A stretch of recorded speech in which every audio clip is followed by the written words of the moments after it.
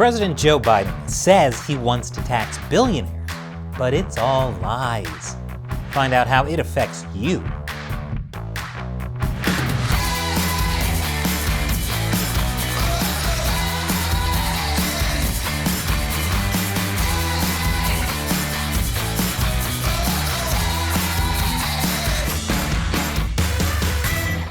Welcome to America Uncovered. I'm Chris Chappell. President Joe Biden wants to spend $6 trillion in his next budget. But to support all this spending, he needs money. If you're worried about taxes, don't worry. You're not going to have to pay any more taxes. Unless you're a billionaire. Biden is going after billionaires with a billionaire minimum income tax. It's genius, because Biden is counting on popular support for his tax by tapping into your anger against billionaires. After all, billionaires got so much richer after 2 years of COVID. Yet the White House claims billionaires pay an average federal individual income tax rate of just 8%. America's richest 400 families now pay a lower tax rate than the middle class. And President Biden isn't going to stand for this. A firefighter and a teacher pay more than double the tax rate that a billionaire pays. That's not right. So how do billionaires get away with it? Well, you see, much of their wealth is not based on income they earn from a job, like you or me. Instead, their wealth is based on assets, like bonds, stocks, or property. When they sell those things for profit, that's called capital gains. Capital gains are taxed at a lower rate than other types of income, like wages or salary. But what happens if they don't sell those assets? When they don't sell these assets, but they still go up in value, that's called unrealized capital gains. For example, let's say you buy shares in GameStop, and it goes to the moon. If you don't sell your GameStop shares, those are unrealized capital gains. Unrealized capital gains aren't taxed because they only exist on paper. You haven't actually made that money until you actually sell your assets. That's what billionaires have. And that's what Biden wants to tax with a billionaire minimum income tax.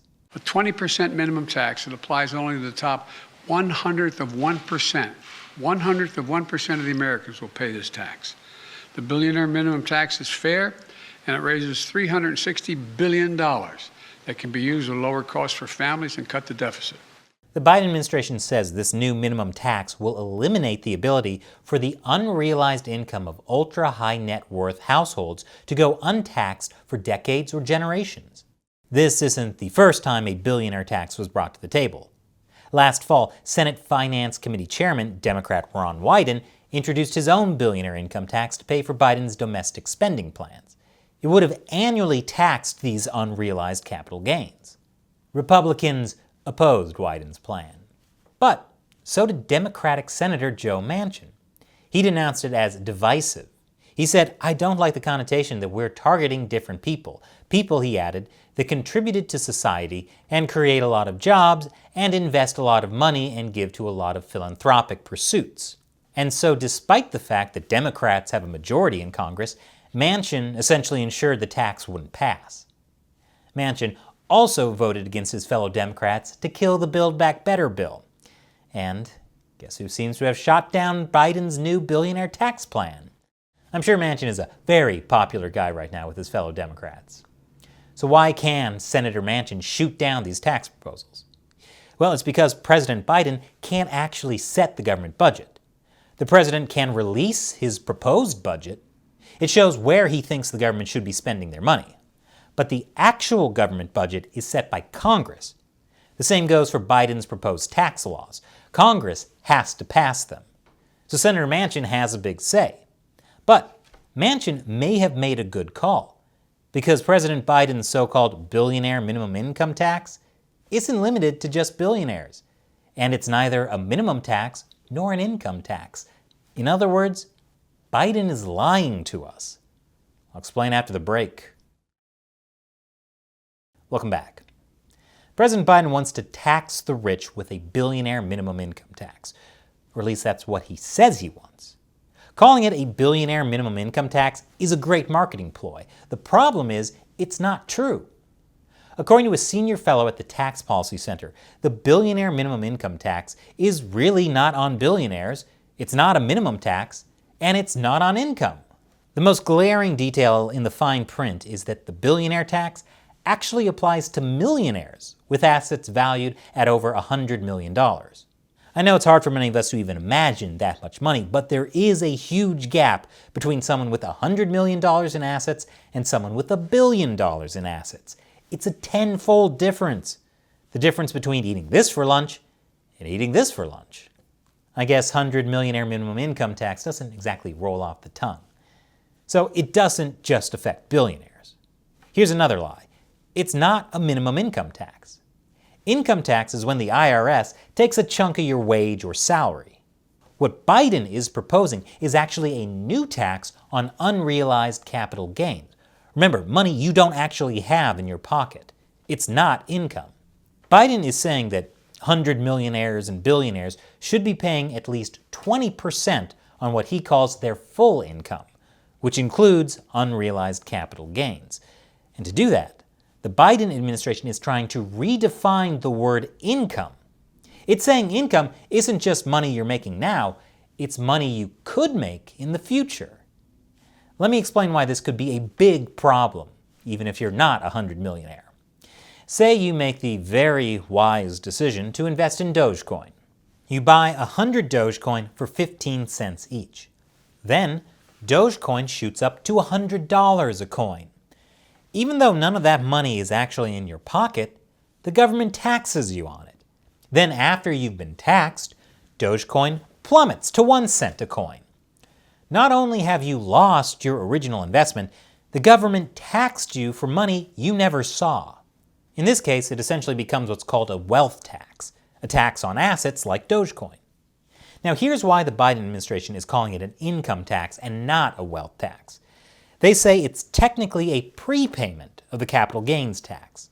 The minimum tax would function as a prepayment of taxes that eventually would be owed upon the sale of appreciated assets. What does that mean? Let's say you pay taxes on your $100 Dogecoins this year. Those are the unrealized capital gains taxes. And then Dogecoin keeps going up, and you decide to sell your Dogecoin for $200 a coin next year. When you sell those $200 Dogecoins, you only owe taxes on $100 of each coin, because you've already paid half the capital gains tax this year. So in other words, the government isn't even getting extra tax revenue from Biden's billionaire tax. It's just getting the same tax revenue, but sooner. Actually, it's not even that soon because you get several years to pay the billionaire tax in installments. And what happens if you pay taxes on $100 Dogecoins and then Dogecoin craters and you actually sell them for 1 cent? Under Biden's plan, you would get a tax refund. So at least there's that. But this complexity is one reason both the left-leaning Tax Policy Center and the right-leaning Tax Foundation think Biden's billionaire tax is a bad idea. It makes the tax code even more complicated and adds a lot of administrative challenges for the IRS. And it might be unconstitutional. The Constitution allows for an income tax, thanks to the 16th Amendment. But legally speaking, unrealized capital gains aren't income, because you can't spend those gains until you sell them for currency. A Supreme Court ruling held that income has to be clearly realized. And unrealized capital gain isn't clearly realized, so that can't count as income. It can be wiped out at a moment's notice. There also might be a problem with whether the Supreme Court would consider Biden's tax a direct tax, which would essentially also be unconstitutional. But Biden said this tax would only apply to people with $100 million in assets. That's not you or me. So why should we care? It won't affect us. Well, actually, yes it would. I'll explain after this final commercial break. Welcome back. Biden is lying about his billionaire minimum income tax, and it wouldn't be the first time he's lied. The Build Back Better plan was also supposed to help low and middle class Americans while making the rich pay their fair share. Instead, it turned out to be a massive under-the-radar tax cut for the wealthy, as well as pretty devastating to middle class Americans and small business owners. For more on how Biden lied about that Build Back Better plan, check out this episode. The billionaire tax also could have a devastating effect on the economy. If billionaires like Elon Musk and Mark Zuckerberg suddenly have to pay a ton of taxes on money they don't actually have, they might have to sell a ton of shares from their companies. This could tank the value of those shares, and that's a huge risk for normal people who invest in the stock market. Under the billionaire tax, people would be less willing to invest in things like startups. It isn't just Republicans who make this point. Back in the early 1960s, President John F. Kennedy noted how capital gains taxes can negatively affect investment and growth. And in 1997, the Congressional Joint Economic Committee reported that the taxation of capital gains discourages innovation, risk-taking, and capital investment, thus diminishing entrepreneurial activity in the economy. Many European countries have tried wealth taxes. They've failed. According to the Organization for Economic Cooperation and Development, wealth taxes in Europe have frequently failed to meet their redistributive goals. So, a lot of European countries have since abandoned wealth taxes. And while Biden says right now his billionaire tax would only affect the ultra-wealthy, what's to stop that from changing in the future? Remember, the Biden administration is essentially redefining income to include future income. That's a pretty slippery slope. And we've seen time and time again the government say they'd only tax the rich, but over time, Congress looks for more revenue by extending those taxes to the middle class. The alternative minimum tax in 1969 was created as a flat 10% tax on the wealthiest income earners. But thanks to price and wage inflation, the number of households subject to the alternative minimum tax increased from 200,000 in 1982 to 5 million in 2017. So when people say inflation is good for you, I guess what they're really getting at is that it's good for you to do your fair share now that you're becoming a middle-class billionaire. So what do you think? Leave your comments below. And if you like this show, remember that we rely mainly on direct support from viewers like you. Please visit our new Locals community at americauncovered.locals.com. Become a supporter and help us keep making great episodes. Click the link below. Once again, I'm Chris Chappell. Thanks for watching America Uncovered.